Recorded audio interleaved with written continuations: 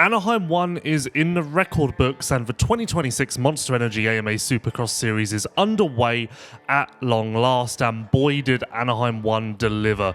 We've had a couple of mundane Anaheim 1s over the years, a couple of crazy ones, and the 2026 edition definitely falls under the latter. But before we go any further, I think it's important to just highlight that Justin Barcia is out of hospital. He walked out under his own power. For the most part, there is no severe injury there. He's incredibly sore. I think he's struggling to just generally get about due to soreness, but no surgeries required. He broke the wing off of a vertebra, so that's a minor issue, but considering the magnitude of the crash, you would take that in a heartbeat. And Malcolm Stewart separated his shoulder. He's going to have scans this week to see if there's any ligament damage and how long that would keep him out for. But for the most part, he too is okay. So just important to get that out of the way right away. Wouldn't you say, Michael Lindsay? I would say so. I mean, that was definitely a very sombering feeling being on the floor. I know everybody inside of his team laying there with him thought he was going to be in much worse shape. And then, of course, the big elephant in the room is the whole way the situation was handled is what I feel like is, now that we all know Justin is good, the last firestorm on social is just the way the situation with his injury was handled.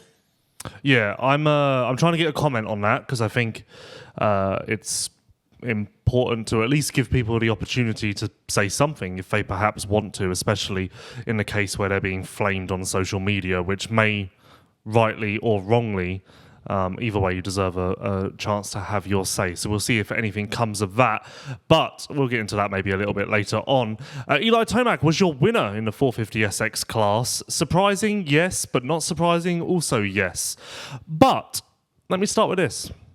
Eli Tomac was your winner, but I think the 2026 Anaheim 1 Supercross was all about Jorge Prado, and he's your real winner in the context of headlines, discussion, maybe what you'll remember in years to come. I don't know. Fair or not fair? I mean, in a nutshell, the headline is Jorge Prado was right and Chase Sexton was wrong. Really controversial to start 2026. I wish Barcia well. You took it into medics being delayed. I said that Tomac and Prado have both won and are incredible, and you took it into a Chase negativity thing. Hey, it's one of the most common things that got said when I was walking out of the stadium, photo den, everything. And that's not a knock against Chase. That's, of course, an extreme if you're writing a headline or as a joke. But it is, I think, a shocking beginning to the season. And yeah. Is it shocking that Eli won? I mean, I didn't pick Eli to win Anaheim 1. I don't know if many people did. He has a bad track record with January as a whole. But yet, anytime Eli Tomac ends up on top of the podium, you're not bowled over. No. I mean, I shouldn't say shocked, but yes, a little unexpected for him to come out and win the opener. A little unexpected, but not a shock. I mean, he is Eli Tomac, of course. The shocker is in just the way the rest of the race played out. I mean, we ended up with a Ken Roczen, Eli Tomac duo up front that put a massive gap on the field. So, the old generation is hanging in strong, in other words. And then, yes, Jorge's performance across the night, seeing Webb, have his issues in round one, having Chase have his issues in round one, Malcolm, just some of the names. It instantly, I don't know, there was more of a, what's the word I'm looking for, of a spread between those results and the gaps and everything that maybe you would have expected for the opening round. However, as with anything, it can completely flip-flop next weekend. There's not a lot about what I saw that tells me this is the way things are going to be permanently, but yeah. The last time we saw Eli was, of course, Australia, and we know how badly that went. But a couple of differences since that race. He's, of course, ditched the scoop tyre for hard-pack tracks, which many people would say is a wise decision. But maybe more importantly is they have all new fork and shock set up from WP across the KTM awning. And Ian Harrison was very quick to point to that being critical in their development. And again, Tomac wasn't on that when they were in Australia because the bikes got shipped overseas on November the 4th and those parts arrived from Europe, I think, sometime mid-November. So Prado was actually on the new suspension settings while Tomac was traveling the world. So when Tomac got back, there was at least some data for him to go off of. He wasn't starting from scratch, as was Jorge. But still, quite a major development, let's say, and also quite a major reaction to the issues that were had last year. I think I've said it a couple of times, but I think it's worth reinforcing again. No KYB internals anywhere across the KTM tent, and an all-new WP setup. So we'll see how it goes over 17 rounds. Maybe important to remember that Chase Sexton also won Anaheim 1 last year and was very happy how quickly things can change. But a couple of important infrastructure notes with the Red Bull KTM team, I would say. Yeah, if you want to add on there, their new shock looks kind of like I didn't get to dig into it with anybody there, but I mean, it sort of looks like the Pro Component shock and the old Work shock had a baby in terms of componentry and layout. Fork, Aaron's on a different fork than there too. He's on basically the Works air fork from the GPs. RJ's on that fork as well. So is Ryder D. I believe all the Husky 250 guys are on that fork. None of the Husky guys have the new shocks. There's not enough of them to go around.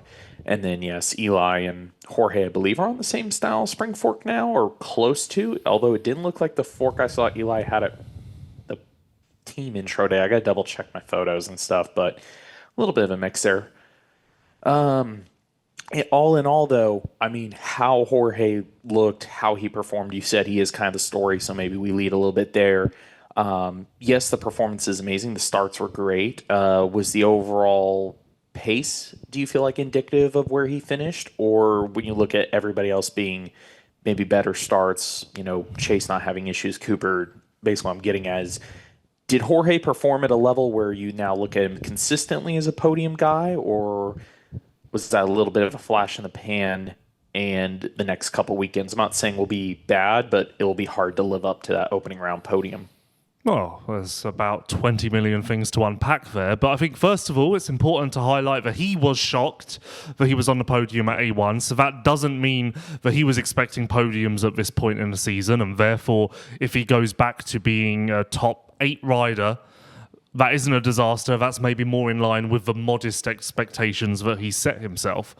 But on the flip side, using the eye test, even from press day, he looked like a different Supercross rider versus the last 2 years. I think I said it in quite a few places over the last 2 years, that he was just piecing the track together. There wasn't a lot of intensity or urgency. He was fine doing the jumps, doing the rhythms, but it was just almost very fluid, let's say.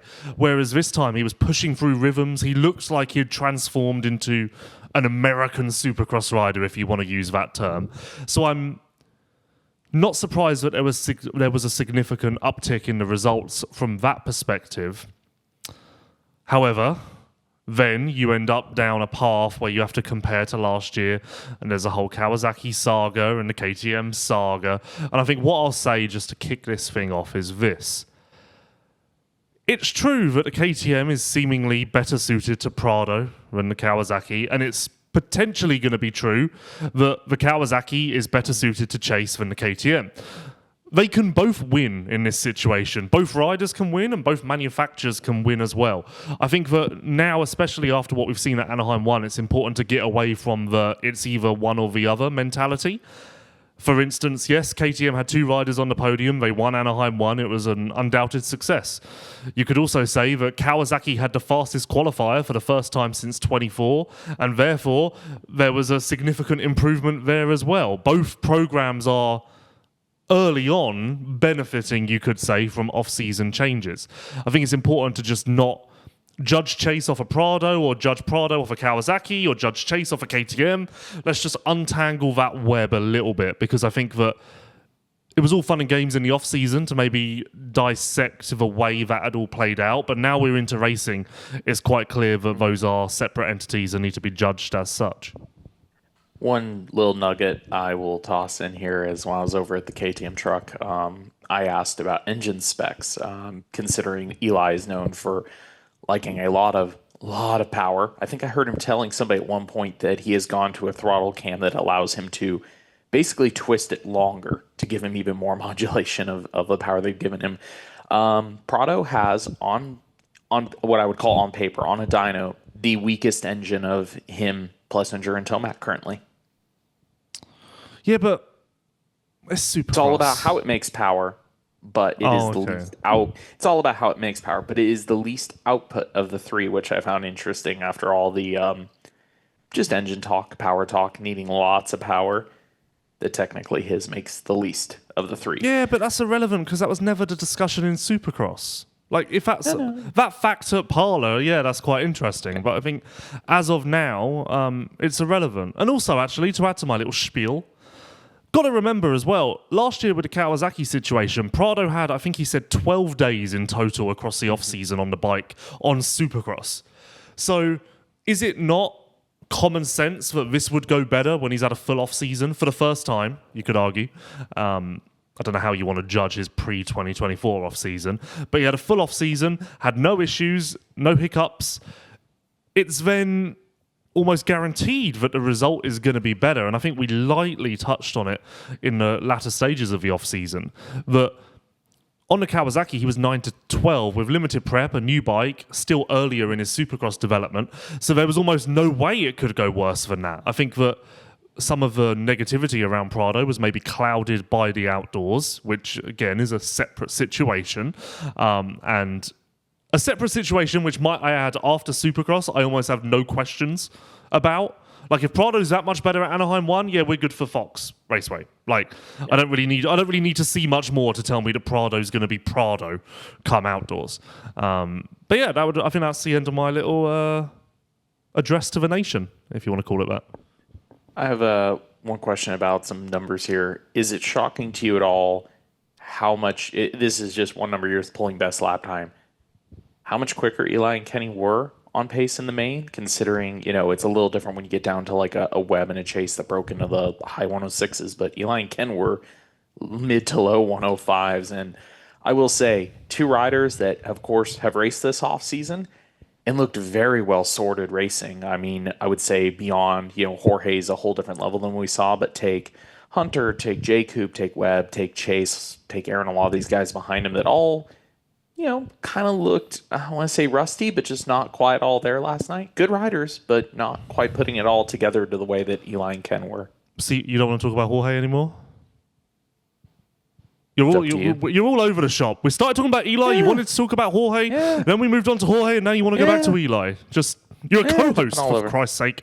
One more thing on Jorge before we get to that. This is my fun fact of the week. Because I know it's going to break the internet. Without doubt, it's going to break the internet. So I'm going to drop this bomb, and I'm not even going to mention any more opinion or anything. Jorge Prado finished on the 450 podium in his 7th Supercross start. 450 Supercross start, to clarify. Yep. Took Eli Tomac 9 450 starts to get on the podium. Took Chase Sexton 7, much like Prado. So you want to use those metrics. Sounds like Prado's on his way to good things. Let the internet explode. Well, the one comment to add to that, I think Jorge proved something last night that you've openly stated, I have people that pay attention should, is, hey, last year wasn't great times. The man is still one of the absolute best in the world. He has all the talent in the world, all the skill set, all the knowledge to figure this out. And that was a very big jump in terms of performance and shows that, yes, he can ride Supercross and get it done. That is potentially one of the biggest. I know it's not maybe to some people, maybe not to others, the most drastic swing in results, but in terms of watching him ride, like you said, he went from looking like he rode Supercross last year to now he races Supercross. It was quite enjoyable to watch him throughout the day. Yeah, I wrote an article earlier, and this is a sentence that caps off the Prado segment lovely. Prado is, and always has been, phenomenal. And I think that pretty much tells you. Like, let's not forget, yes, he had a bad year. Things happen. He also had a bad year in 2022 MXGP when the bike didn't suit him and he was struggling with setup. But we didn't use the 2022 MXGP season in which he won one GP, I want to say, in a really weak field, the weakest MXGP field in some time. We didn't use that as career-defining. And in fact, he came out the next year and won the championship handily. So if anything, there's actually a track record for what he showed at Anaheim 1, which is a reaction to a bad year, which is actually quite an interesting bit of context to this turnaround as well. It goes deeper than just being back on a KTM. I mean, there's many more facets to dig into there. But to your earlier point, the way the 450 main event shook out was odd. I saw one person or someone I spoke to said that, oh, well, it's obvious Eli and Kenny had a massive gap because Prado's incredibly tough to pass. But then Prado wasn't exactly... Prado just kind of did his own thing once Eli and Kenny dismissed of him. It was almost as if there was a massive speed discrepancy between Eli and Kenny and Prado. Coop and Chase probably, or did have the raw speed to be ahead of Prado, but just weren't there for a magnitude of reasons. And I think my takeaway is that Hunter, Anderson, etc. just didn't really have anything for Prado, because if they did, then it was there for the taking, no? No, what I'm trying to think. Of course, Coop torpedoed into the side of Hunter accidentally and killed some of that pace, and then Hunter, did Hunter get stuck behind Jason for quite a while? I'm trying to remember from shooting from the floor. Was it Hunter? I remember somebody making a joke about maybe Jason still having some feelings towards Hunter about really holding up Hunter for quite a while, or Hunter just not being able to get the job done. Well, Hunter was fifth for like the first 17 laps. So he only got into fourth with like 4 laps to go. We had a 20-lap main. That was a nice throwback. 20 laps for the 450s, 15 for the 250s. It really worked out to be a throwback night in Angel Stadium. Yeah. But no, I think Hunter and Anderson, for the most part, just they weren't like, oh, they should have had Prado. You know, that, again, yes, I put Coop and Chase, and had Coop not fallen, probably he would have got third, maybe. I think it would have been tight, but knowing how good Coop is late in the race and all of that good stuff, I think he would have pulled it off. Chase, obviously, yes, fastest lap time was better than Prado's and segment times were good. So if he didn't do all of the Chase things, then we'll get to that. But yeah, he probably would have been ahead. But I think Prado, on pure pace, was right there as a 5, 6, 7 guy, which even if he finished there, brilliant. Significant improvement. But anyway, we're done with Prado. Back to Tomac. How did you see the Roczen Tomac battle play out? Because I was like, I don't know if I'd say that one was necessarily better than the other. Was it just a track position battle? Was it, I don't know if I would say, well, if Kenny started in front of Eli, Kenny would have won. But I also don't feel like Eli, quote unquote, broke Kenny. It really did seem like it started that way and it kind of just carried that way for the final 75%.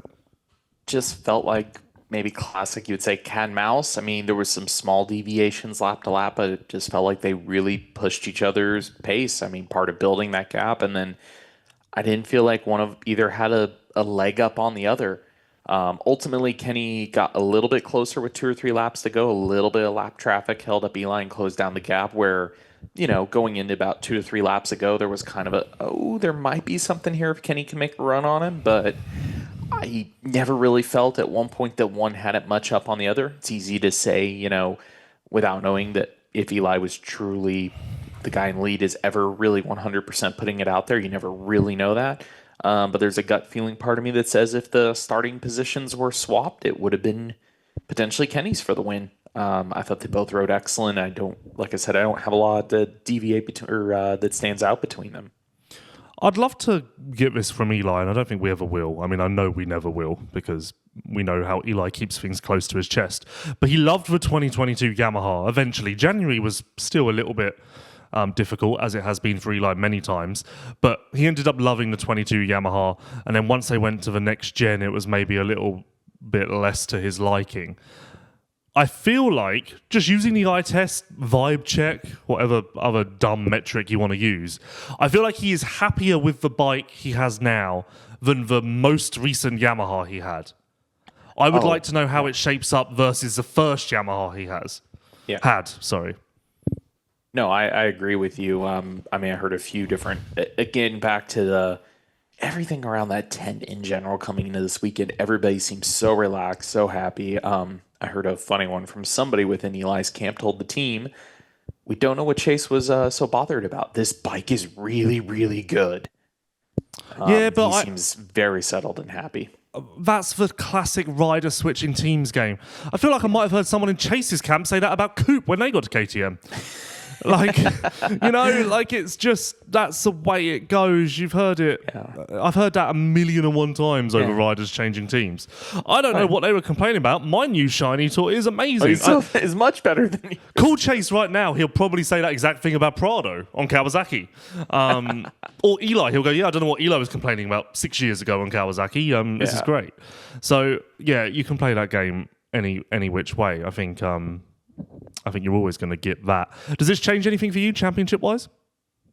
I mean, I'm going back to our preview show. What did we? No one I'm knows. going to give you some. You don't. Didn't you say Eli would only get one win this season, and now he has it? I don't think I said one. I think you were the one who said one. I thought you said one. No, I would never have said one. I remember saying Kenny. I remember saying Kenny would have the second most wins, which would be 4, and I think I said Coop and Eli would be like 4, 3, 2 in that range, just like behind Kenny. I definitely wouldn't have said 1. That's insane. If I did say 1, someone find it, but there's no way. But again, I didn't ask about race winners. Does this change anything for you championship wise? Well, the reason I asked is that Eli starts early. It's too early, I think. No, it's too early. The only thing is just overall, I mean, yes, you have to get through a couple races. I think we've said this. In the terms of the championship, the guys that finished farther back out of our championship contenders, nobody's ever really concerned about Webb's situation, until we get to about the midpoint of the season. As long as he's kind of, next couple weeks come around, he's kind of in it, we wait to see. Chase is similar. He can remount. Now, Eli and Kenny, I feel like, do need a strong start to the season to do this. Kenny needs it because he's tend to fall off with illness and health issues later in the season, so he needs to strike while the iron is hot. And Eli just needs to show that they're in a good place and not getting lost and not having to fight their way up on bike setup. So does it change it a little bit? Yes, because there's a small part of it where it's like, okay, Kenny and Eli have both started on the path they need to win the title. So it puts you in a little better situation for them where Webb and Sexton both not. But one thing that's interesting on results, so correct me if I'm wrong, now Webb and Sexton have both closely matched, if not have a worse result at round 1 than they had all last year. I believe Webb is tied and Chase's result at A1 is worse than a result he had last year. Well, I would like to be brief for this, but no, Webb had an 8th at Anaheim 2. He was 7th at Anaheim 1. And then Chase, his worst result was a 6th last year. In fact, he hasn't finished lower than top 6 since round 16 of 2024. And actually, Webb's only been outside of the top 6 on his end twice now since round 2 of 2024. So basically twice in the last 2 years of Supercross. So there is that. I would argue that actually the only rider who kind of did exactly what we would have expected at Anaheim 1 was Roczen. Yes. I mean, I said I thought he could win A1, but I mean, being inside the top 3, starting well, looking spicy at the beginning, that's exactly what we expected from him. Yeah, I don't know if... I do feel like this answered a lot of questions with Eli, and he's won Anaheim 1 once before, and that led to what I believe was his best Supercross season ever, even though it didn't end in a championship, that being 2023, of course. So that is a small sample size, but a positive indication. And again, we know how January has been more often than not hard for him, so that's great that he's that far ahead. So it does answer a lot of questions, I think. I don't know if that means that you suddenly make him your championship favourite, but I think you can at least not doubt certain elements now. It nips that in the bud, and it becomes more of a straight shootout between Webb, Chase, Tomac. Whereas I think we had less questions about Webb, we had a certain number of questions about Chase, and a certain number of questions about Eli. I would say now we have, without doubt, the most questions about Chase and much less about Eli and Coop. Yes. Although I don't know if that's fair because I don't really know how to read or analyze Coop's Anaheim 1. Yeah, I mean, tough one because, again, his position, if you look at him chasing, if he hadn't have, I use it, I'm not being mean when I say the term torpedo, but he did run into Hunter trying to make a move. If that wouldn't have happened, though, I mean, he had the pace to get around Hunter. He would probably be 4th on the night, 5th at worst. Yeah, and then you have to remember, before the red flag, he was leading? Leading. Yeah, that's a huge that was one I thought about when we walked away, is how much of a flip of the night that was for Coop. Could this have finally, before that red flag, when I see Coop hole shot, I'm, start photos and I start walking down the next sideline. I remember thinking in my head, like, well, is this the night that Coop just stomps the beginning of a series for once after that talk in the press conference about never winning A1? Is this the year it happens? And then, sadly what happened with Malcolm and Justin happened. But for a split second there, it really was going Coop's way. Well, especially with Eli was right there, second or third. Kenny was fourth or fifth again. If it had played out where Coop had won and Eli was second in the eventual Kenny position, it would have completely flipped the narrative and Coop would have been the biggest hero in the sport. So maybe he is being shortchanged just because of the way the restart went. I mean, his pace was good as he came through, again, hurt by that Hunter mistake. I don't know, I just felt like, I don't know, it's very striking whenever Cooper is outside of the top 6 or even the top 5. You know what, even the top 4. Whenever Webb is outside of the top 4, I feel like it's kind of an eyebrow raiser because it's so rare. It almost feels like you don't want to be like, yeah, the 7th was actually a good ride, because it's so counterintuitive, because Webb being out of the top 4 is like, well, something must have gone seriously wrong because this man is always in the top 4. So I'm struggling. I'm definitely having the hardest time with digesting Webb's Anaheim 1 compared to anyone else's. That's for sure. Because I think you could make an argument that it was great, and then I think you could make an argument that there were maybe some issues, let's say. I will be curious with Webb if we get to a point where he starts testing the 26 frame again. Yeah, I mean, there's a part of me that just thinks, again, how he is not liking change, who he's racing, unless just goes terrible next couple rounds. But unless he specifically struggles with something in the next 3 or 4 races that he knows the 26 is better at, I don't think he would change, because especially what the 25 is better at, in my opinion, is how it feels on the front end, weight, traction, how it's going to cut down. I think he'd stick that out till we get to East, where it really will pay off for him.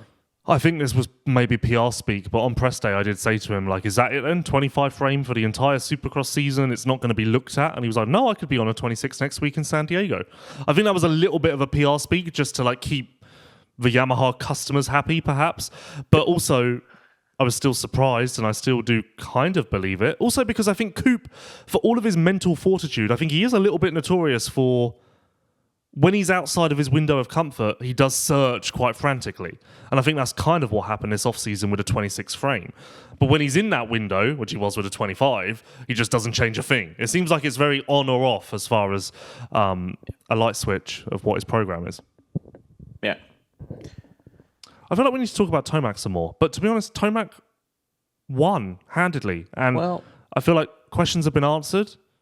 The one thing I take from Tomac's season opener is I would say coming into this, I think a question mark was on him in very marbly, hard pack conditions. We do know he finally admitted to just being hard headed with the scoop tire. Albeit when I asked him on press day, he has said he's found the limit of what that tire can do, and he does expect to run it at different points during the Supercross season this year, and not just Daytona.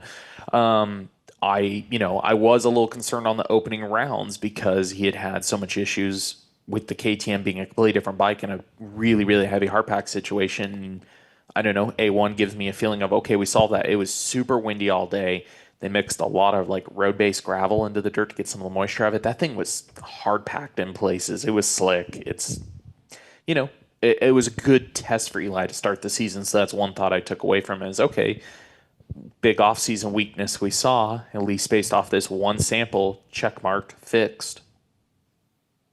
It was, well, on that, it was one of the weirder Anaheim ones, just as far as dirt goes. I mean, massively contributed to by the wind, which was, if you weren't there, I don't know how you describe it. Gale force howling. Winds? Is that too? Howling. Yeah, gale force winds, howling, whatever you want to say. It was really, really windy in first qualifying session, not practice, because practice just doesn't exist now. Tough blocks were just blowing into the track, which is, of course, quite rare because they're very weighted. So that made it impossible to keep the moisture in the dirt. They did try, but this was the most...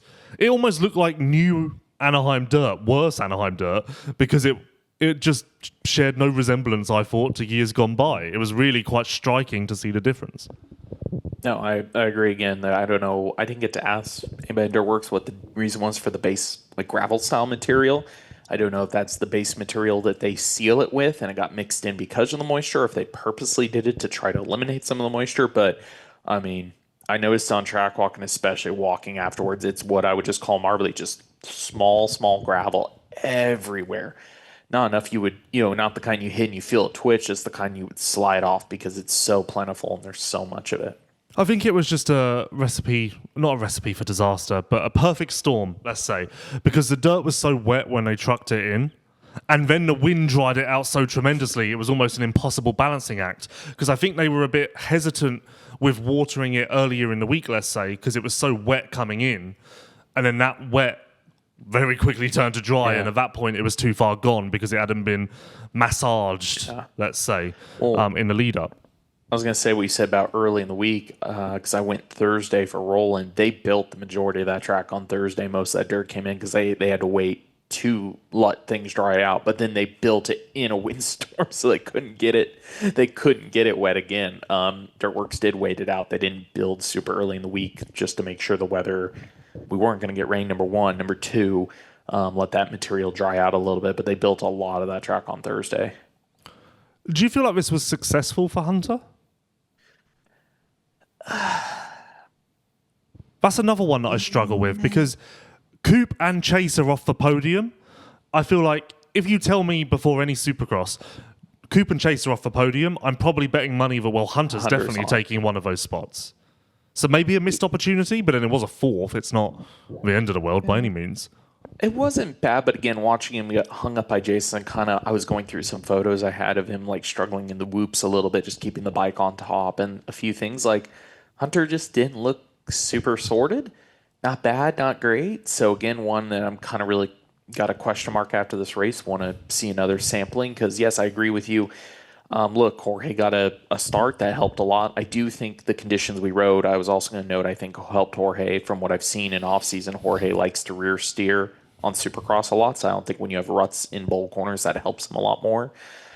So great conditions for it to work out for Jorge, but I'm still kind of shocked sitting here that Hunter didn't get to the podium.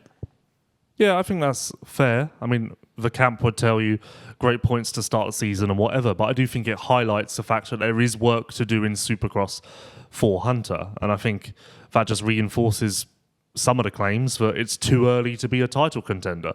Although, again, it supports the claims that he can be a title contender through consistency. But then again, it's round one. Let's not get ahead of ourselves. It was surprising not to see Hunter whole shot everything, considering he has a Yoshimura exhaust attached to that Honda of his. You would have thought that he would whole shot anything, and we have to only presume that's a rider error. Because the Yoshimura exhaust system is just a fire-breathing dragon, and you can get your own pet if you go to yoshimura-rd.com to see what's available for your motorcycle. It's not just Honda stuff over there. There's a wide array. In fact, I think you'd be quite surprised by just how many options there are for different motorcycles and machines. So I strongly urge you to head over to yoshimura-rd.com. And while we're doing housekeeping, congrats to DeCal Works. 2 of the 3 riders on the podium. Great to see. They, of course, back the Red Bull KTM factory racing team as they have done for many, many years. And you can get your own customizable graphics at decalmx.com.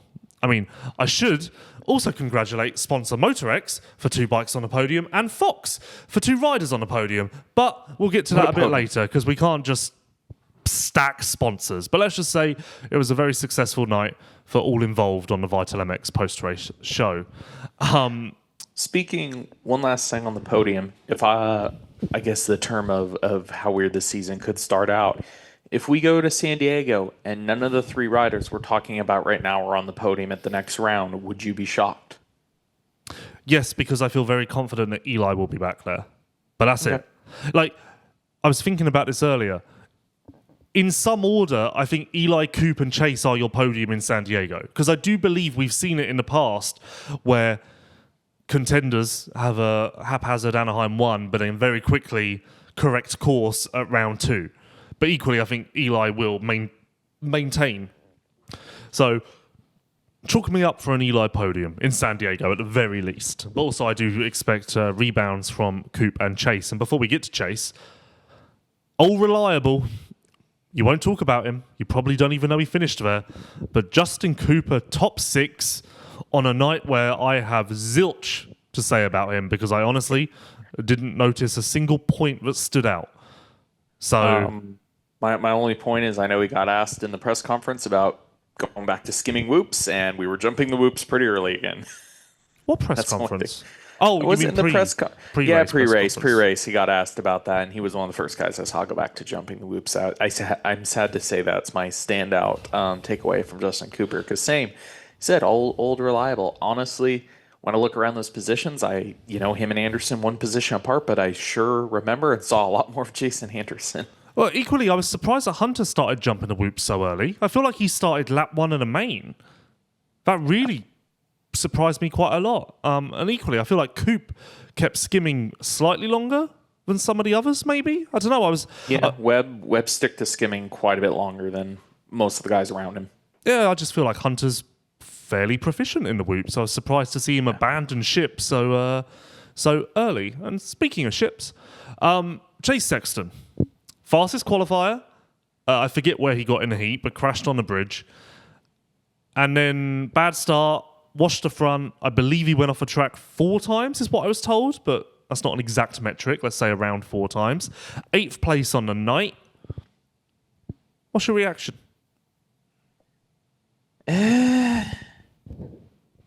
Cool. Yep.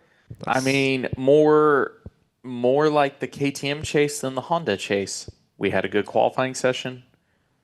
We crashed. We had a rough main. No, see, my take, I was on the other end. I think it was more like the Honda chase than the KTM chase. Because KTM chase was more consistent, no? Like, the high end was less so, but it was more like minor. If there was a mistake, it was more minor? I don't know. I feel like KTM chase was more consistent. Let's just leave it there. Whereas I feel like Honda chase had more of these 8th places. I mean, you could run the numbers quite easily to see. But, yeah, I felt like it was more Honda chase. I mean, yeah, looking at the KTM seasons here quickly, he was outside of the top 6 1, 2, 3 times. And one of those included the Nashville throttle tube cracking because of rocks situation. So, yeah, I completely go the opposite way to you. I think it was more Honda than KTM, which may actually be worse because Honda was earlier in his career. So that's more of a reversal. We regress. Yeah, whatever you want to say. I don't know.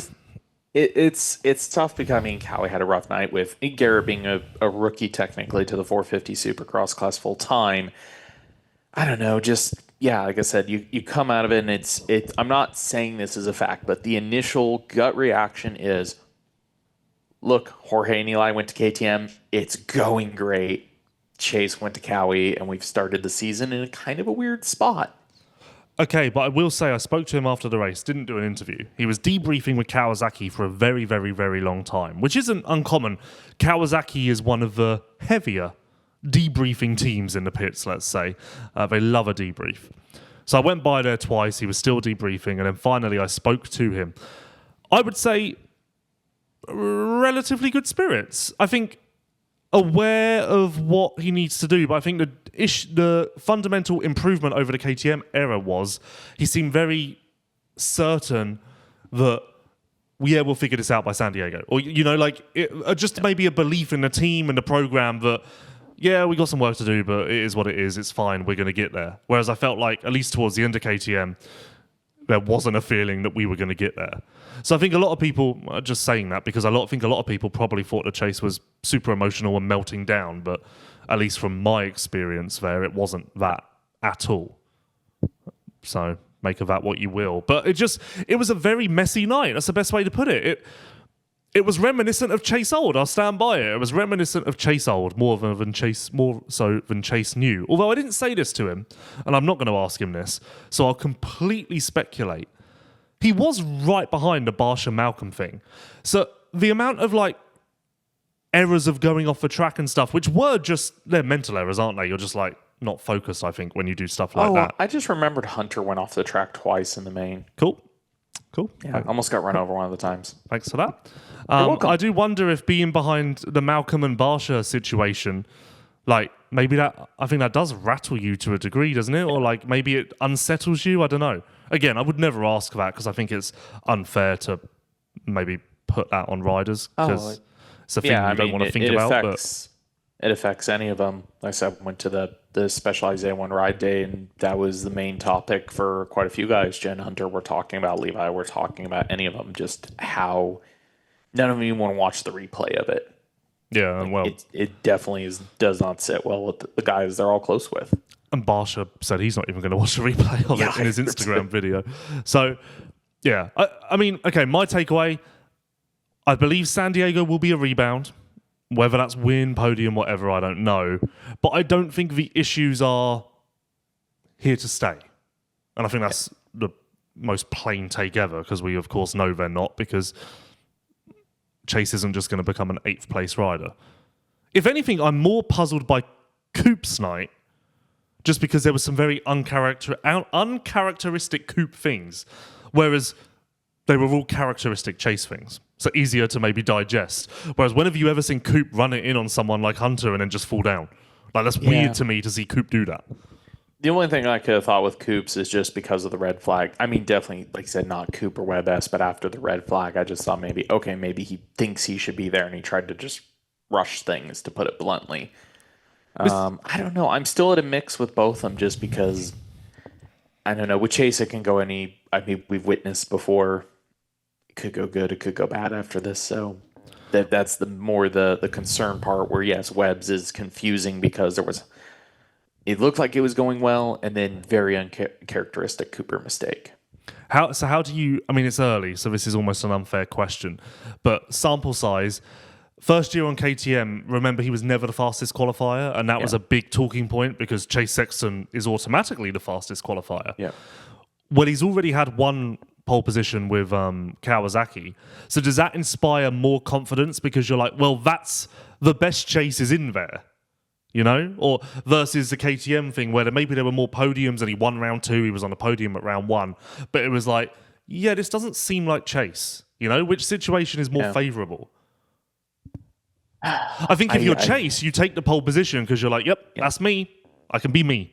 Yeah, the hard part with me, though, is, I mean, KTM came down to one minor error of winning another title. There's a part of me that wants to take all that consistency and take all the nightmare, like the big swings of up and down out of the equation. Speaking of the uncharacteristic Coop things, the heat race as well with AP, that was weird. When have you ever seen Coop do that? Weird. Yeah. What? It was like Coop had, like, I don't know, someone on his shoulder or something. It was like a dog being spooked by a firework. I don't know. He just seemed a bit scatty in a way that I don't really remember Coop ever being. But anyway, anything else on Chase? No, we did. I guess the one, because we skipped over a little bit, anything on Anderson as well. Was there any surprise to his performance joining PMG about what you expected? Anything? No, I have nothing to say. He was fine. He was fine. Okay. I guess it's worth saying that on press day, Chase said a fair amount, said his word of the year is positivity, which I will say, it was maybe a little bit touch and go, but I feel like we can count my after-race discussion as just about staying within the realm of positivity. Like, we'll just count it. But let's say, but he also said that he's put the team through the ringer with testing. Like, they've gone mad on testing. His bike is completely different to Garrett's. They're not in the same ballpark at all. And yeah, just some interesting things that I look forward to diving into more. It'll be quite interesting to see where he's pushed Kawasaki to and whether it's a direction that they've been before. I mean, he did also say that he feels like Anderson was quite set in his ways, so the team hadn't pushed in this manner or this direction with Supercross in some time. So he said, I think he said that was why there was so much to do. Maybe. So that was quite revealing, at least. But anyway, just some fun little tidbits for you. Ferrandis, now, the Ducati debut is forever going to be clouded by the Barsha incident. And you know what? Fair enough, because that was horrific. We'll always remember that. Similar to the Canard-Morris situation. We'll never forget the Barsha-Malcolm situation. However, I do want to give Ducati credit because Ferrandis finished 9th. Ferrandis would have finished 9th on a Star bike, a Phoenix Honda. whatever you want to give him. That Ferrandis was just normal Ferrandis, and Barsha, despite his lack of testing, lack of prep, whatever else, was, I felt like, completely fine, what you would expect from Barsha. So I don't want to say that Ducati have nailed it. I don't want to jump on the Ferrandis bandwagon and start spouting off that it's the best frame and whatnot in motorsports, but I do feel like it was an incredibly positive debut that deserves a lot of credit, because it could have gone so much worse than that. And truth be told, if you had asked me to put money on it, I would not have put money on Ducati being in the top 10 in the 450 class. So there you go. Well, and I'd have to check with Dylan. Did he go down or get really pushed off the track? Because he was 7th for a huge chunk of the race, and then lap 14, he was 6 or 7 seconds slower that lap, where he dropped back to 9th. I don't know. Yeah. I was going through my photo roll. He was basically, every photo I have of him, he's in a battle with somebody. He was not just in no man's land running his pace. Every single photo, he is neck and neck with Jacob or Webb or somebody that was in his area throughout the race. Like every photo I have of him, he has another bike basically right beside him. I have almost no photos of just him by himself. I know they changed his bike a little bit more throughout the day, but nothing crazy. I was talking to Ziggy after the race. I know he was very excited because he said he was waiting on race day to see if the bomb would drop, in the sense of, would there be a wholesale change? Would they find something they felt like they missed? And they really didn't have to do anything too crazy. Barsha actually started the day out the roughest. In the first time session, he was practically last. In the A session, pretty much came in, said it was on him and the lack of time. I think they changed almost nothing on his bike, if anything at all, and he picked up his pace throughout the day and was very good in his heat race. Dylan made a few changes, but nothing too crazy. And I think one of the biggest compliments I told him I could give him is that when I've seen the Ducati and MXGP, you can tell it's a different bike at times by the way it does things and how it works. I saw TLD Ducatis go by me all day and night, and they didn't look different than another bike based on the way they work, if that makes sense. The nicest thing I can say is they didn't stand out in that sense, which is good. Well, a two-part response to that. A, that kind of supports the rumblings off record that the Ducati, from a starting point, is much better suited to Supercross than it is motocross. And B, to support your claim, but put it in the looks department, Ferrandis and Barsha both coming off of red bikes. It's a shame for Ducati because, like, Barsha going by, it was just like, yeah, that's Barsha from last year. Yeah. Nothing to see. Dylan the same. Actually, Dylan... One of the stupid, dumb Facebook pages that uses AI and all of that shit put up a Barsha thing earlier, and it came up, and they'd use a photo of Barsha on a Red Bull gas. And genuinely, the only reason I noticed it was an old photo, it was from the front, was because Barsha looked younger in his face. Yeah. Other than that, I was like, oh, I haven't seen that photo of Barsha at A1, you know? So, yeah. I almost would have liked it to be more crazy different. But also, on the MXGP front, let's not forget, they did come out at round 1 of MXGP and incredibly impress and surprise, and it was an incredible debut there as well. So, similar to Chase winning on a KTM at A1 last year, Chase podiuming on a KTM in A1 24, Ducati in MXGP 24-5 round 1. Round ones can maybe throw a bit of a red herring in the situation. So let's watch this thing play out. I don't know how long Barsha will be out for. I'd imagine, or I would hope, some time. But yeah, it doesn't. I mean, he's not got to have surgery, so I guess it'll be when he decides that he feels comfortable enough to get going again. No, I agree with that. So I don't expect, in a sense, anything to change in terms of lineup. I mean, there's nobody really available, even worth getting, and I still expect Justin to take a decent amount of time off, but I don't think it'll be anything too dramatic where they'll probably just stick it out with Dylan for a while and focus on that project. Yeah, agreed. AP was 10th on a so-so night, difficult night. I mean, not helped by the Webb situation, having to go to the LCQ. I think salvaging a 10th is fine, acceptable. Could have been a lot better, of course, not going down in the heat, not going to the LCQ, having a better gate pick. You could just chalk his night up as that lap 1 incident defined it. So let's not dive into that too much. Christian Craig was good, I thought. I think he was a little bit maybe lost with bike setup and not overly comfortable, but he didn't get a top 10 on a Star Yamaha at all. And now at Anaheim 1 in a deeper field than what he raced in last year, he was 11th. So I will say progress, acceptable, more to come, would be my notes on Christian Craig.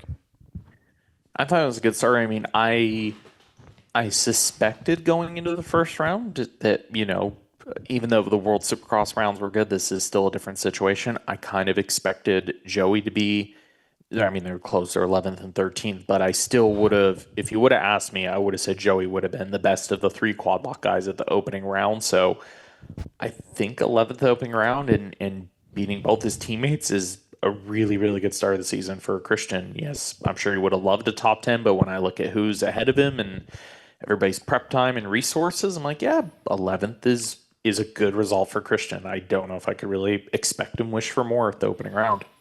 I think Joey's just lucky to get out of there with some points after that crash because there was some gnarly head action. It was like his head hit a brick wall, the way it bounced back off of the side of that jump. I can't actually quite understand how he got up and finished 13th because the way he was separated from the bike and everything, it wasn't like a quick remount. But hey, to each their own. Good job, Joey, for getting back to 13th and salvaging that. In fact, where was he when he crashed? I don't know. I can't figure it out. Okay. So he started at the back and didn't even get that high when he crashed. Got it. Justin Hill. It was better than World Supercross. He went down a lot, I felt like. I saw a lot of mistakes. I heard he crashed. One of his crashes in practice, he either separated or broke a couple ribs. Okay. Well, that will define your night. 14th then, in that case, isn't so bad at all. Austin Faulkner, he was involved in the Malcolm Barsha situation. And then I don't quite understand the semantics of this, but restarted the race, did one lap, realised his front brake was all fucked up, adjusted it, fixed it, it was fine, kept going, finished 15th. Bon appetit. I don't know. But 15th is fine. I think I said in the preview pod, if he's 16, 17, 18, I'm not judging him harshly. So I think 15th is perfectly acceptable. With the time he lost on lap 2, messing around with his front brake, I think he could have been in that top 12 cusp region. Yeah. So I'll give Faulkner his dues. I think it's just fine. And again, I come back to, I don't really understand how this is going to go because he's very public about saying he could stay in the 450 class. But if he does really well, they're going to want to put him back down because he can win. So I don't understand what the metric will be for him to stay in the 450 class.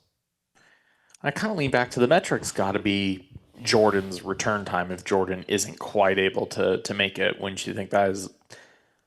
If Jordan's back by the time Austin needs to go to East, I think that's the no-brainer. Yeah, but then...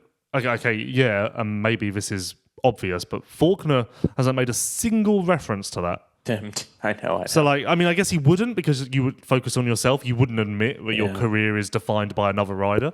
But I would have thought it would have maybe just come up in a throwaway comment off record or whatever.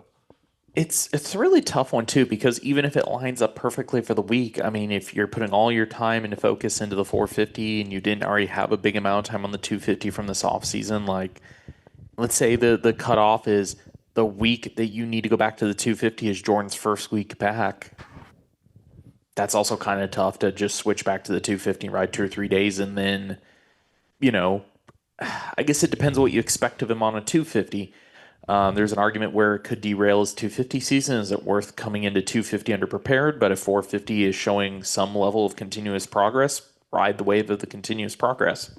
I did hear that Triumph were very disappointed that Dean didn't take them up on the offer for 450 SX with the British angle as well. Dean's results at the end of 25, it sounds like Triumph were much more motivated to get Dean than I maybe had imagined, although we do know they called twice, so I guess that's a good hint that they really wanted him. But yeah, sounds like they were all in on that concept. And you know what? If they had offered Dean some sort of ambassador role after the fact, a long-term deal, all of that, maybe it would have been worth taking. But then again, he's cleaning up in Brazil and OzX and all of this. So, and Triumph don't really have options in those international markets at the moment. So I guess it's tough. It's like staying with Honda or staying in his current program was a short-term win, but maybe a long-term loss, whereas Triumph would have been a short-term loss, long-term win. So I don't know. Make it out what you will. I mean, bluntly, with what Dean's making between all three of those series, I think, and knowing what ambassador deals pay, it would take quite a while for those to override each other. Yeah, I think true. he's in a really good position, and I think Dean could stick out what he's doing for 3, 4, 5 years at the rate he's going. Yeah, true. RJ was 18th, and with all due respect, probably had a night that many people could have chalked up beforehand. Yes, but I'll say one thing that actually I at least take as a big positive from it. The pace once he got up, was he between the Prado Kenny thing, or was he right behind Prado? I'm trying to remember. Wasn't he between Kenny and Prado for quite a while in that gap and just hung out there? Or was he behind Prado? Because he got up at lap down, but I'm trying to remember whoever he was behind. Like, he was there. Like, he wasn't impeding somebody that came up on him. He was able to basically, if he hadn't gone down, you could convince me he was running that position. Fine. I don't know what it is about RJ, and this is completely counterintuitive, I never notice him until something happens. And I don't know why. I said this in the press box. It was the same in the 250 days. I don't know what it is. I don't know if it's because all white, maybe? Because I don't know if Malcolm necessarily stands out to me. Maybe it's just that. But for some reason, I have to keep being like, there's RJ. He doesn't just stand out to me. Maybe, you know what? Maybe it is just the all-white situation. Because, Prado's bright orange Fox gear, it's very quickly to go, oh, there's Prado, Yeah. So maybe it is just that. I don't know. But that's my observation on RJ. Make it 17 rounds. Keep building. That's a goal with RJ as well. Let's just leave that there. And Mitchell Harrison, I think, deserves props getting in the main. He's really proving to be a rock for the Kawasaki heavy industries department, let's say. Whether it's outdoors last year, Anaheim 1 2026, you can count on Mitchell Harrison to be there, even when Garrett Marchbanks doesn't make the main, which was, of course, a huge bummer, not indicative of any form or speed or any of that. He'll be in the main every week from here on out. It was just one of those weird Anaheim 1 debuts that, similar to Hunter Lawrence, his first year on the 450, you very quickly forget about. So I don't think there's any reason to sound any alarms. Fair? Fair. I will say on the back of that, though, Mitchell, when I was even making a fantasy list, outside of the factor guys, I figured Mitchell would be the first guy in. He is really proven that he can do that. I will say, because I doubted it, I did not think Vince Freeze was going to make the main at the opening rounds coming off World Supercross, so I was also impressed that Vince made the main. And his general speed throughout the night. One was not on my bingo card. No, to be honest, I didn't expect it either. Although, maybe it makes sense because even when he was on Stark in WSX, there was a lot of photos and videos of him riding a Kawasaki. Oh, he was riding a Kawi Monster because I would see him here. But I will say, I also checked his lap times most times of the track, and I don't know if it was because of that time of going back and forth. It was not impressive at that time of the year. So I had my doubts coming into this. One other note, on the beta side of things, Oldenburg solid night, but poor Benny. Benny made it a lap and a half in the press day. Yeah, they've been fairly vague so far, but I think it's a broken wrist and he'll be out for a while. But the way the team have communicated it, it almost sounds like he could be back in a couple of weeks, but I don't think that is the case at all, unless we're missing something. On to 250s? Happy with that? Yep. On to 250s. Okay, let's do that. So, I think this was the biggest win of Max Anstie's career. Not because it was Anaheim 1. That, of course, is the biggest win of his career in another dimension. But if you go back to Vancouver WSX and my interviews with him there, he was really happy with his close win in Vancouver, which was by no means dominant or pretty, because he was sick all week, he wasn't very comfortable on the track, and he made it happen, and he said that it was rare for him to kind of bounce back from difficult situations to win, and that would help him come 2026 Supercross. Well, practice wasn't anything to write home about, honestly underwhelming compared to where you would have expected him to be, and some of the practice speed he has shown in the past, he's certainly a one-lap heater sort of guy. So for him to turn that around in the main event, I just kept calling back to the experience he must have gained from Vancouver. And I think that, again, if Vancouver gave him confidence, Anaheim 1 certainly will. And I think this is all looking quite ominous, to be honest, for Kitchen and Degan, and I'll tell you why else. The whoops were really small, and it's fair to say Max's advantage is the whoops, yes? Yes. Okay. The whoops were quite small. I was surprised as hell that in the heat race, Max was so much faster than Kitchen in the whoops, because from my perspective, Kitchen is a very strong whoops rider. But if Max was gaining that much in maybe the smallest set of the season, I'm thinking that when we get to A2 Houston and the whoops are, let's say, back to their normal size, his advantage there should be substantial, because we know Degan tends to struggle in the whoops as well. So I think that there's reason to think that this is going to trend quite nicely for Anstie. But on the other end of the scale, he always starts well and it always seems to fall apart very quickly. So make of that what you will. Over to you. Well, I was going to ask you one.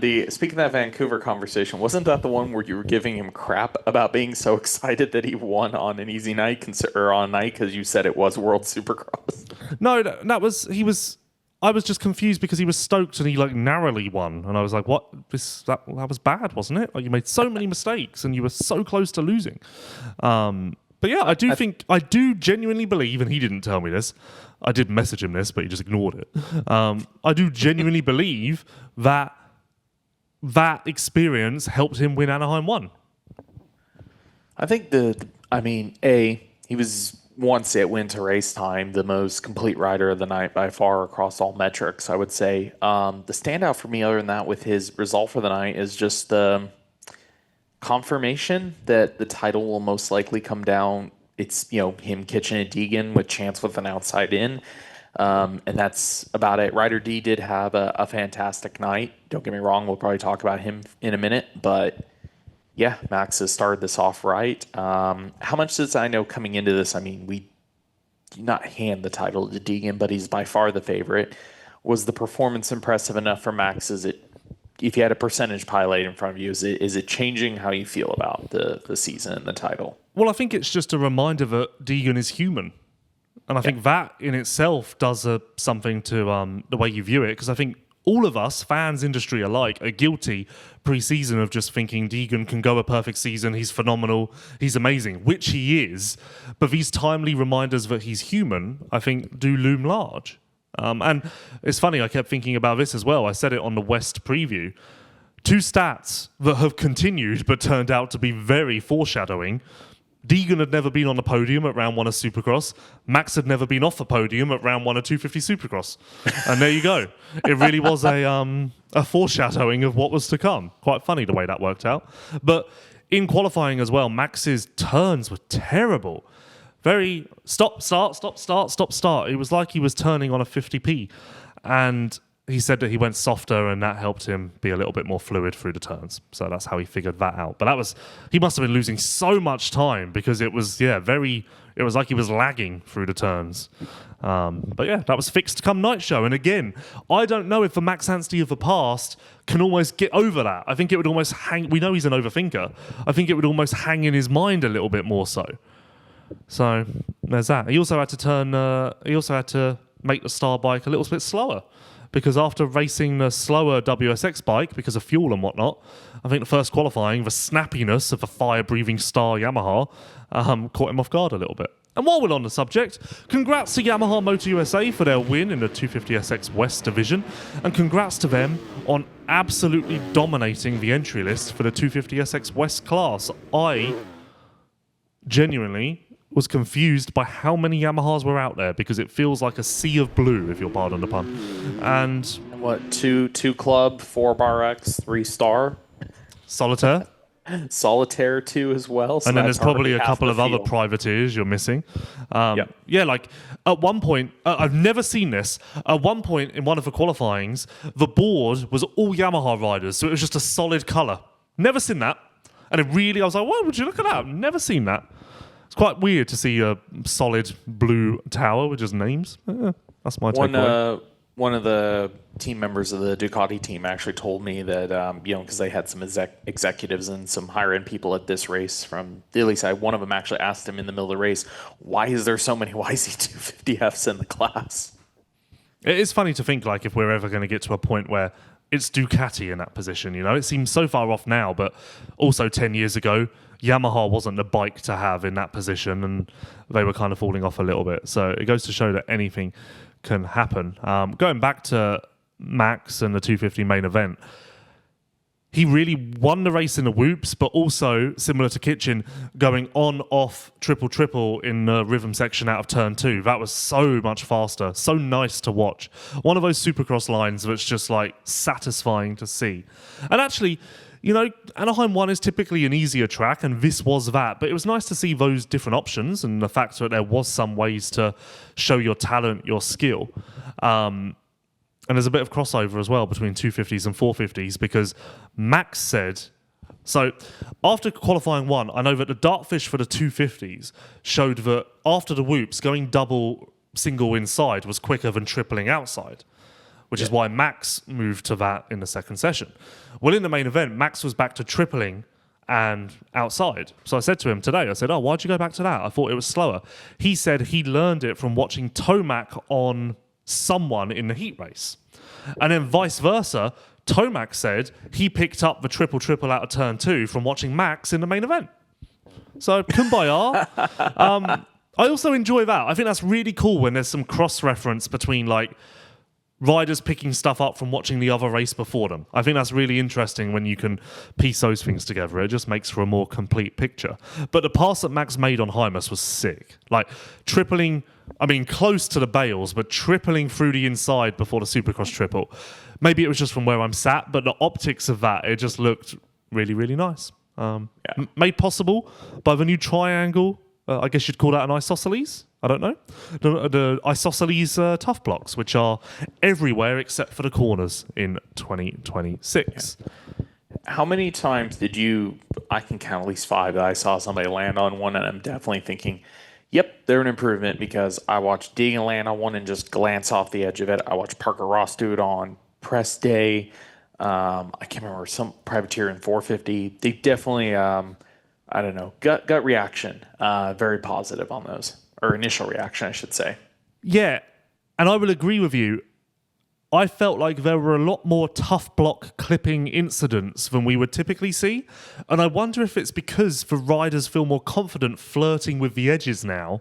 And I wonder how long it is until the riders get too confident and we see a lot of tough block incidents because they're struggling to like identify where the line is, you know? Yeah. I could see that play out. I could certainly see that play out.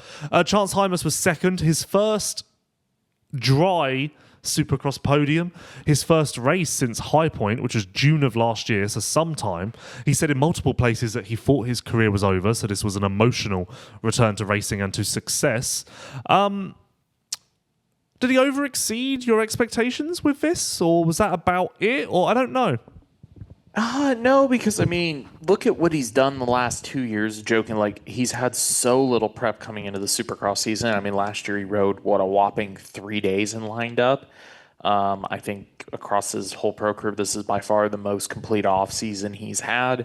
He has all the resources. He's been around the right people. We've seen the flashes of speed. So while I'm stoked for him, I am absolutely not surprised whatsoever. And I say that in the best way because, yeah, this is what he should be doing. But equally, this doesn't change your perspective on him championship-wise or bigger picture. No, in the sense that I still lead with the 3 aforementioned riders as the title contenders, with Chance having the outside looking in position. Could it happen? Yes, but it would take something. I feel like it would take a lot to happen between some other guys. It isn't just, unless there's a big swing in pace from him upcoming, it's not just going to happen of its own accord, I guess. Yeah, and compared to Ryder D, do you feel like that stamps that Chance is ahead or better than Ryder D or stronger? Or do you feel like that comparison, that matchup is a little bit more prevalent? I'd like to see more over the next couple rounds. I think we've all heard the Ryder D flying at the test track thing. I think that was a huge positive for him in the opening round. But when you look at Degan's and Kitchen's situation, and my initial gut feeling is, because Ryder did go backwards a little bit, is, yeah, any given weekend, the podium should be a mix of the 3 title contenders. Chance, I think it would take situations like what we saw last night to see Ryder on more initially. Not to say he'll definitely podium more this season, but I think I don't know if I foresee it if all those guys start together that he's going to make it happen, where I can see Chance having the nights where if they start all together, he can still hit the podium. Was my preseason Ryder D fandom Justified? Yes. Yep. I believe so. Yep. Big. I'll tell you what, though. Early in that main event, I thought Ryder D was going to hang on. Maybe the Phantom got a hold of me at that point. But I felt like, Degan and Kitchen were far back. I felt like he had the measure of Hymus. I felt like Max was the only real threat. And for whatever reason, I felt like Ryder D isn't the type of guy to get caught up in the moment and, fade and get nervous and arm pump. I felt quite confident that he could hold on. But obviously I was proven wrong. So what a shame. On to Hayden Degan, who just can't have a decent opener for the life of him. But more prominent than that, because it was situational, a bad start, traffic, all of that, there were a lot of mistakes. The penultimate lap, oh my God. Before the bridge, mistake. Rhythm section, mistake. Whoops, mistake. It was a lot of mistakes, and you compare that to Anstie, I don't really recall seeing him make a major error. So that's another maybe comparison that's meant to tell us something moving forward. But yeah, I'm less concerned about the speed. I'm not really concerned about the start. I'm not really concerned about any of that. But I am concerned about the number of mistakes I saw. Yeah, I guess two things. One, this goes back to, I know, again, everybody's favorite is Hayden for the title, and I think ours included with the highest percentage chance, but he's also still proven that he hasn't quite figured out Supercross to the same level that he has Pro Motocross. He's not always as consistent round to round. He doesn't just have it completely locked up.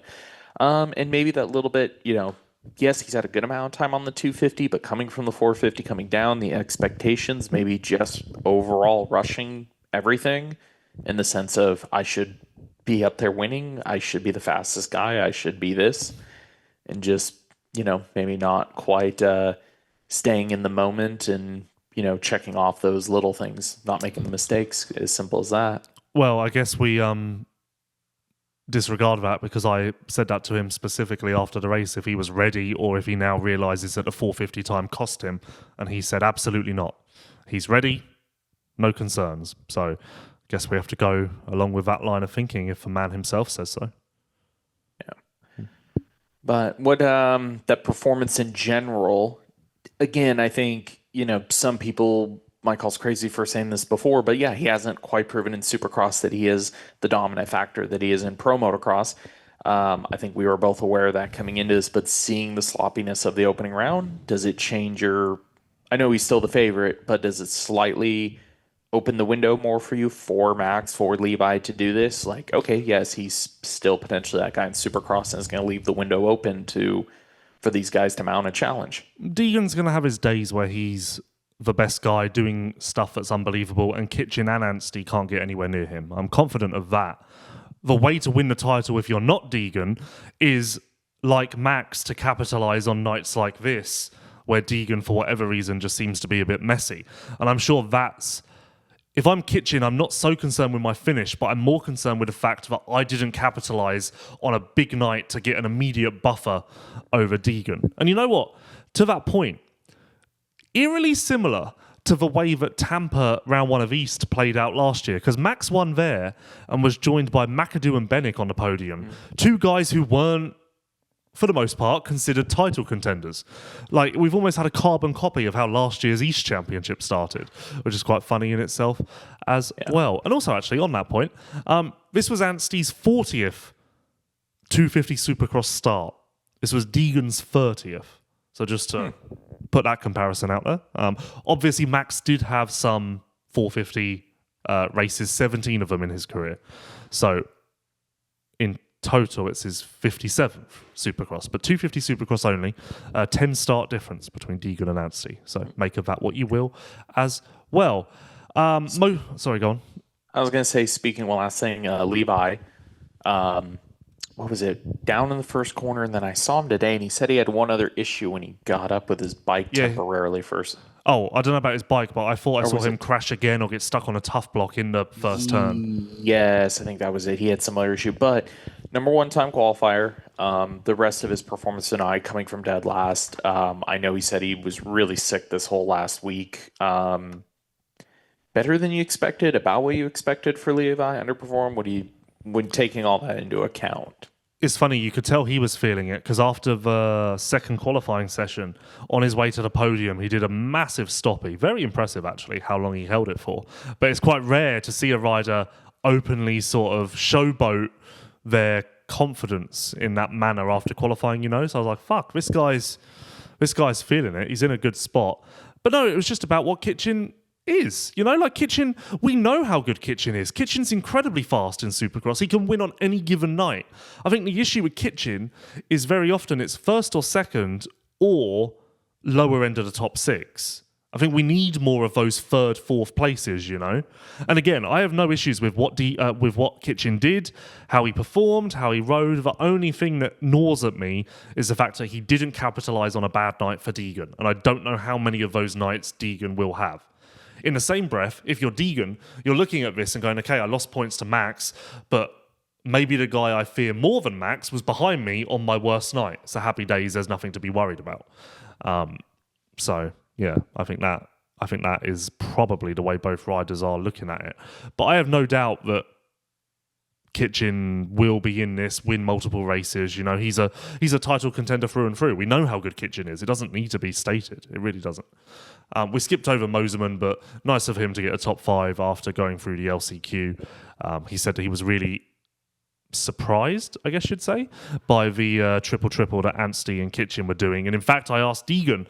I don't know if I saw Degan do that once all day. So I asked Degan about it, and he said it was just brain fog in the main event. He didn't really consider it. He didn't really think of it.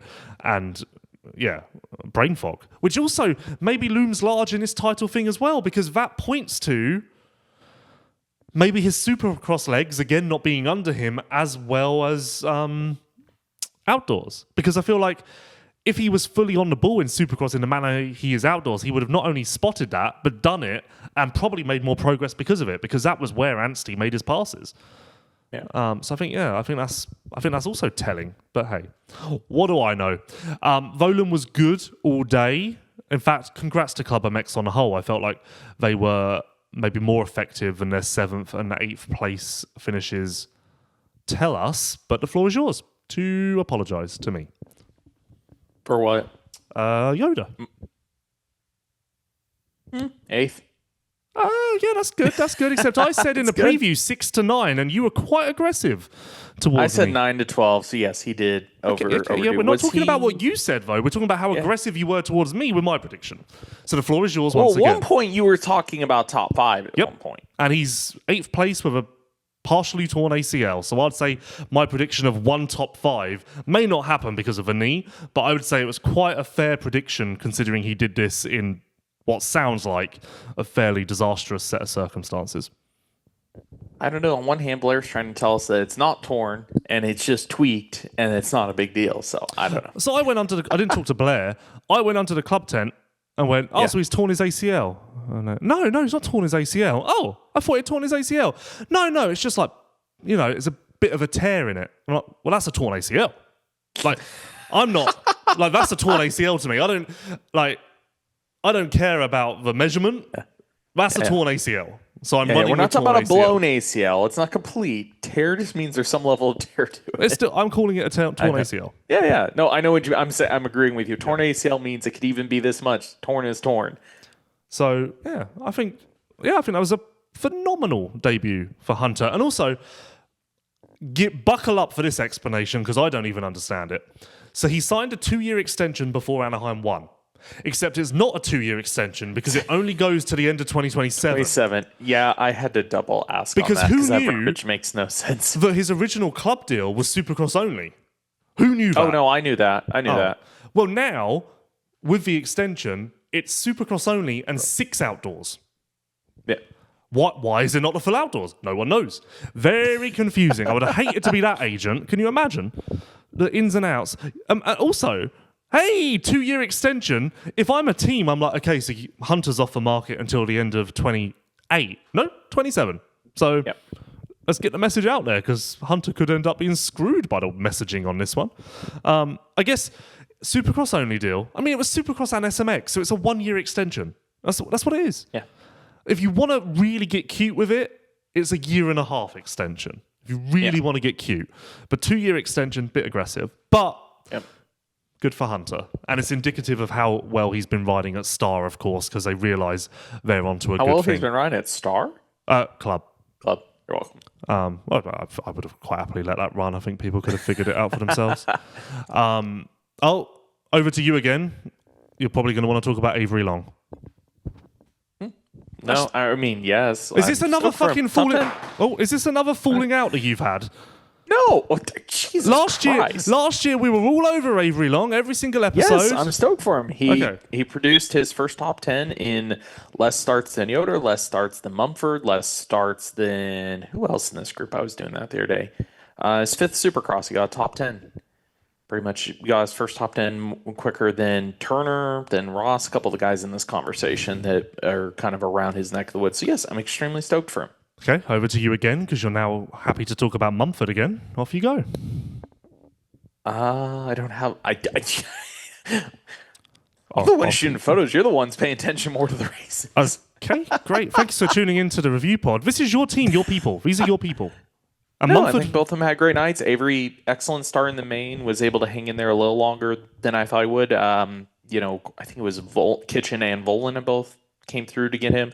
Overall pace was good through the night. Carson started out the main a bit slow, actually made it up farther than I thought he was going to, because the first couple laps I don't think the pace was quite there, but Carson had an excellent heat race, and I would say for both of the boys, they were good, but I didn't, especially in Carson's case, like he just kind of looked like he was riding all night. There's definitely a lot more in the tank for him. Yeah, Carson's heat race was the headline act, let's say. I really didn't notice anything in the main event, but the heat race was really promising and a reminder of what he can do. So if I'm Carson, I'm forgetting about the main event and I'm just focusing on that heat race where he showed some serious potential. I think I'm good on 250s in that regard. Let's do McAdoo. We should do McAdoo. Actually, we should do this whole drama situation. So the Degan cross jump, I see it as a non-issue. I think Degan just got squirrely and McAdoo happened to be there. But people seem to think it was much more aggressive than that, so I don't know. What is it? One of those things. The head-on view is a little weirder because you don't see the transition. You're kind of like, okay, did he catch something? Is he trying to ride aggressive? The one I saw from the back view makes more sense because the way he kicks out, it turns into one of those things where you kind of scrub back up to the left and just, a little unnecessary min-rhythm. It's quite a bit of movement, but I didn't take it as anything, anything dirty, anything on purpose. It is what it is. It was just a racing error, in my opinion. Yeah, I don't think it was a blatant attack on Cameron, which I think that a lot of people did. And I have to say, I'll reaffirm what I said pre-season. Cameron just needs to get through the season. Just do every race. I don't care if he doesn't win. I'm not going to judge him harshly. Just rebuild, because truth be told, it was a very messy day. The Degan thing wasn't necessarily his fault, but still there were a lot of mistakes and a lot of issues. But 2 Fox riders there, so perfect time to tell you that the second nature, athletes have it. The ability to make split-second decisions based entirely on feel, impulse, and intuition. To know exactly where their body exists in time and space, sensing the smallest shift in terrain, and adjusting without thought. Some call it race instinct, but to them, it's just second nature. Awaken your senses with vision, awareness, and diffuse. Fox Racing's collection of limited edition moto kits releasing this spring, beginning with the Vision limited edition kit at Anaheim 1. Visit foxracing.com to learn more. Thank you to Fox for their support of this podcast, of course. Anything else on A1? 3 small ones on 250. Lux Turner, 15th. I think 2 days on the bike from almost 2 months off with wrist injury from AusSX, or for Australian Supercross. I would expect him to get a lot better over the next 2 weeks in terms of endurance, just game time on the bike in general. Some people may have not noticed Bourdon because he literally signed with PRMX, a week before the opening round. Bourdon's been plenty capable of top 10s in the past. Expect to see more out of him. And then, do you have an update on Jack Chambers by any chance? Yeah, he's fine. He raced the LCQ. He got 5th in the LCQ. Never mind. Also, I draw a blank on that one. My bad. You obviously didn't see this based on that, but fifth in the LCQ. He was a fair amount back from whoever was fourth going into the last turn. And oh my God, did he kamikaze the last turn. Like, I missed it. The fourth place guy had already gone because he was so far ahead. But let me tell you, the speed that Chambers carried into that last turn, if he had hit the guy, if he had hit fourth place would have ended up in the rocks behind the podium. Because I've never seen someone set, like, beggars belief what would have happened to the fourth place guy. It would have been the gnarliest takeout in the history of the world. But yeah, Chambers had a hard crash in qualifying. It looked scary. I think he was out, but he got cleared to race and he was fifth in the LCQ. So happy days. Although I will say both PRMX riders did do a fair amount of crashing.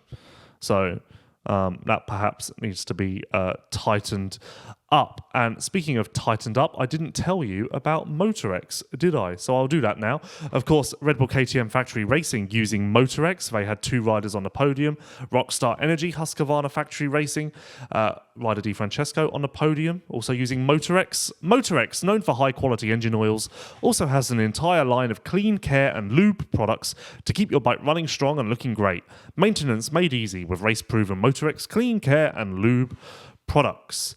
I think my final point on Anaheim 1 is everyone I spoke to agreed that it was less Anaheim 1-y than normal. The hype wasn't the same, the vibe, it felt like a continuation of 2025, a lot of people said. It felt like the general mood was maybe a little bit down. And I couldn't get to the bottom of why. And then one person helped me see the light, and I think I agree with this.